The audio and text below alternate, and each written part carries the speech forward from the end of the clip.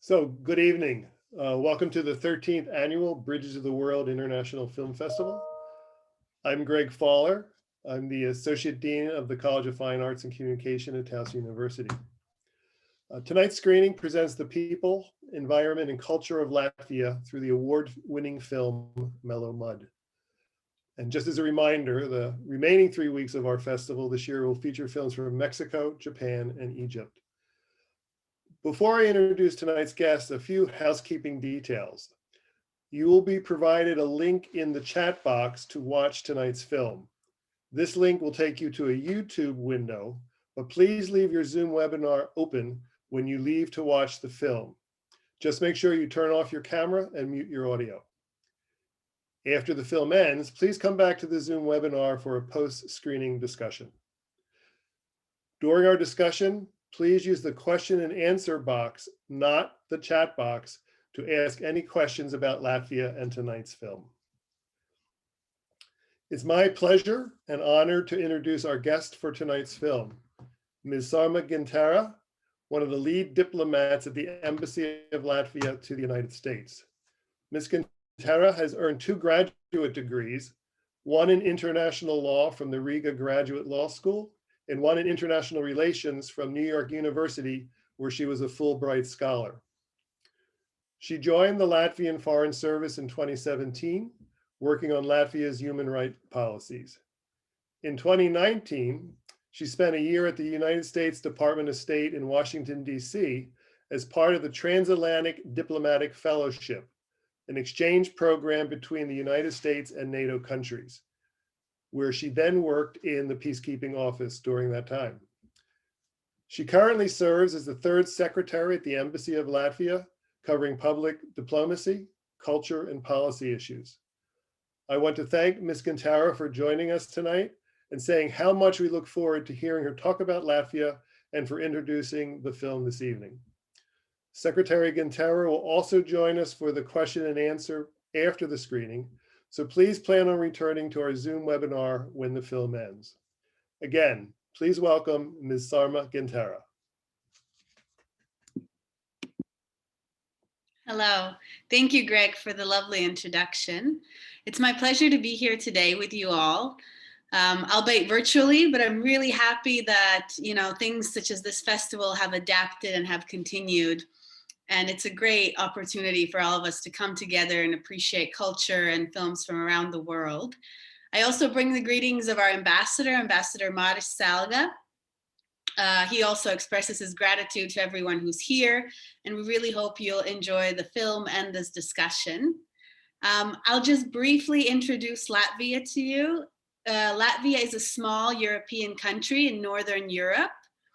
It's part of the 3 Baltic countries. So Estonia is to the north and Lithuania is to the south of us. Latvia is comparatively small. It has about 2 million inhabitants, and about 60% of those, less than 60%, 40% live in the capital of Riga. And the territory of Latvia is, the best estimate is it's about the size of West Virginia. So comparatively small, but it has 330 miles of coastline. So it's right by the Baltic Sea. It's a beautiful country. Hopefully when travel is open, it's a great country to live, to visit, especially if you love nature.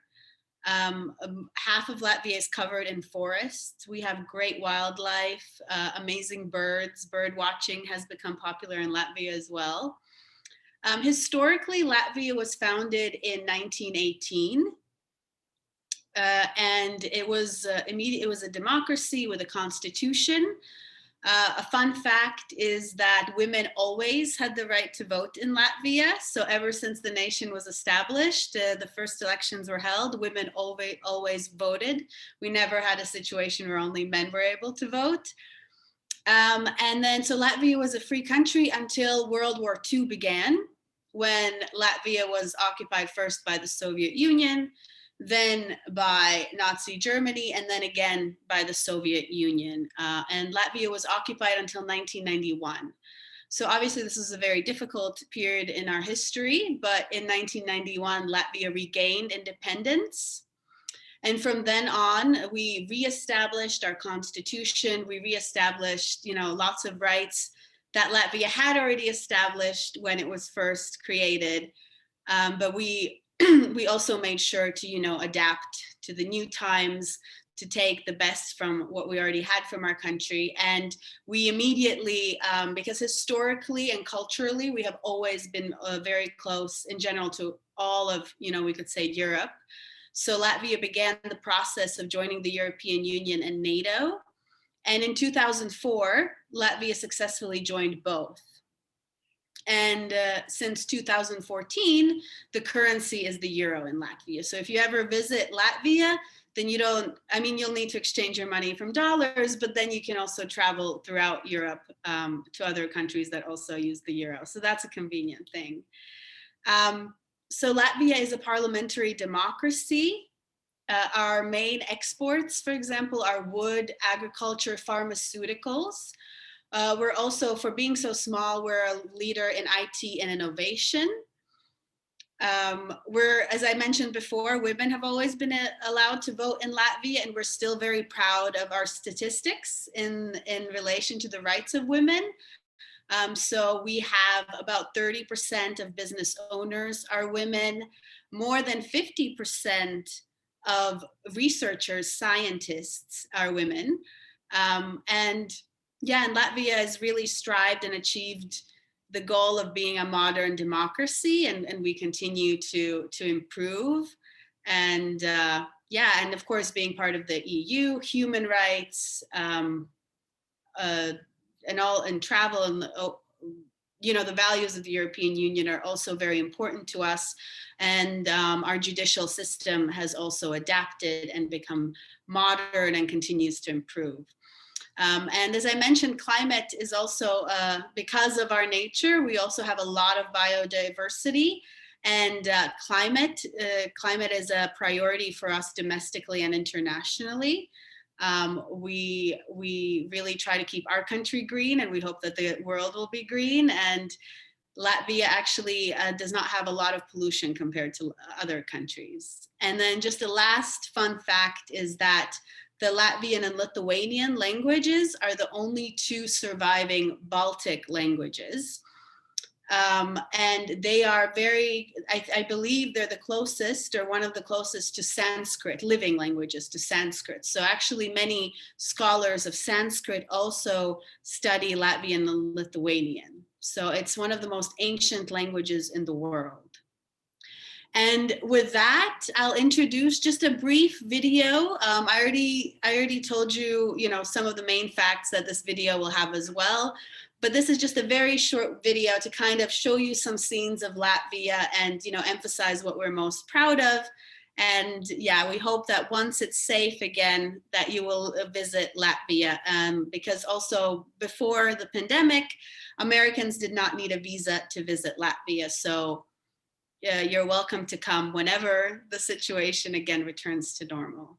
So please enjoy the video.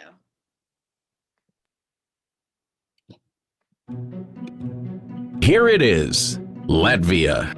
If we scratch the surface, Latvia may seem flat in landscape, quiet in temper, cold in temperature, and small in size.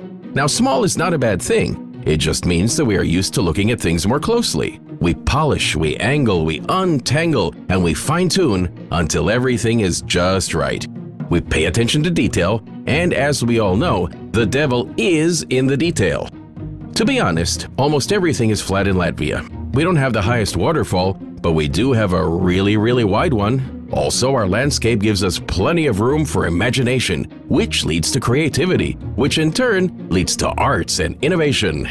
It's true that we didn't invent the internet, but we do have one of the fastest internet speeds in the world, and we need it to spread the word about our culture, from one of the greatest collections of Art Nouveau architecture in Riga to the largest choir festival in the world, to modern art, to world-famous opera singers and ballet dancers.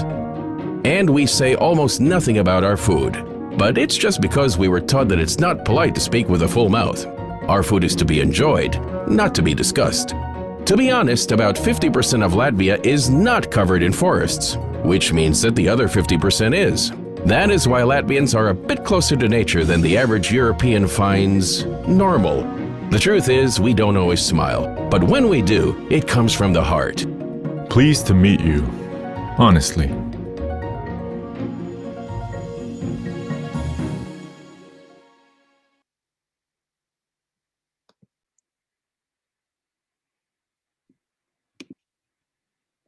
Hi. So thank you for watching the video. And as I said, hopefully one day you can visit Latvia. Now I'll introduce the film called Mellow Mud in English. It's a coming of age story based on social realism. I would like to just add a fact that the direct translation of the film from Latvian is "I am here." For English, they use mud is a common you'll see in the film, so they chose this title. But in Latvian, the film is called "I Am Here," and in some ways, I think it's a reflective title. We see the coming of age story about a girl who tries to tell the world that I am here, because in some ways, she has been forgotten, or she feels like people do not see her. I would just like to provide some context for the film and why we will see what is happening in the film. So as we all know, in 2018, the global recession hit, the world, and it also affected Latvia a lot. And before the recession, it wasn't just the recession. Many things led to it. People made decisions financially that weren't that smart. Many business practices were allowed that are not allowed anymore. For example, people would get really caught into small short-term loans. So people would sometimes borrow just a few hundreds of euros or lats at that time and end up owning thousands. And so it created kind of a bubble that the recession in a way burst. It related to real estate and loans. So many people experienced, very severe financial hardship. And it also caused a huge migration of Latvians to other European Union countries, because in the European Union, travel is, free, easy. You have the right to work anywhere in Europe. So many people from Latvia, especially from rural areas, who perhaps had huge loans or just were experiencing severe hardship, they chose to emigrate to work in, like in this movie, we see the United Kingdom. That was one of the main destinations. And within this context, many people returned, the situation improved and so on. But within this context, the situation of children being left with their grandparents while their parents, or if there was a single parent, went to work abroad was unfortunately common. I even myself remembered that when I was in high school during this time, one of my classmates, his father had passed away and his mother had gone to work in Ireland, and he was being raised by his grandmother. Of course, his situation was, a very good situation. He was privileged, we could say, his loving grandmother, lots of family support. But the situation of this happening was common. So I believe this also inspired the movie, and they chose to reflect, a rural family, rural children going through, extreme hardship. This, definitely does not reflect on how Latvia is in general. As I said, it's quite a modern country and so on, but this is a reality that people faced. And I believe it does present a deep story, and we can look at a young girl faced with immense hardship and witness her strength and her perseverance. And hopefully we'll discuss more after the movie. I would love to hear all of your thoughts on it, and I'll be happy to answer more questions about Latvia and the system and how it would actually happen and whether it's correct. And before we begin the film was in development for actually 5 years, as I found out. The script was ready, and the director, he was looking for funding, and then it was following. So it was 5 years in development, but it was actually shot over only 35 days. That's just a fun fact, but because of the 5 years in development, the filmmaker believes that's why he was able to really perfect the script in the end, because it changed a lot during those 5 years. So yes, I hope you enjoy the film. It's a deep film, but I think it also has many beautiful messages, and I look forward to discussing it with you after.